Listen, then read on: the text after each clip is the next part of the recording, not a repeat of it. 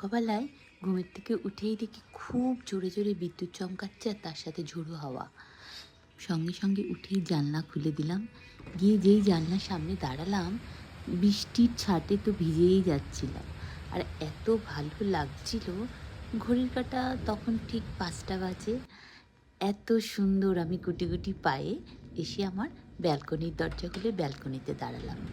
কিন্তু ব্যালকনিতে এসে যা দেখলাম, এত জোরে ঝড় বৃষ্টি হচ্ছে, মনে হচ্ছে আমার টবের গাছগুলো এই মুহূর্তে মাটিতে পড়ে যাবে। দেখো কত ভালো লাগছে দেখতে। এত গরম পড়েছিল না আমাদের এখানে আজ কদিন ধরে, বৃষ্টিতে একটু ঠান্ডা হলো। দাঁড়াও, তোমাদের একটা জিনিস দেখাচ্ছি। এই দেখো, টবের মধ্যে পাখির বাসা করেছে। দুটো ছোট ছোট বেবিও হয়েছে ওদের, যেন ভয়ের চোটে চুপ করে বসে আছে। এত বিদ্যুৎ চমকাচ্ছে, প্রবল বেগে বৃষ্টি হচ্ছিল যেন। দেখো কত জোরে জোরে জল পড়ছে বৃষ্টি। এই বৃষ্টিতে শরীর মন সব শান্ত হয়ে গেল। দিনের শুরুটাই হলো একটা বৃষ্টি ভেজা সকাল দিয়ে, খুব মিষ্টি মধুর। সারাটা দিন আজকে ভালো কাটবে, সকালটা দেখেই মনে হলো। এত গরমের তীব্রতা থেকে একটু আমরা বেঁচেছি।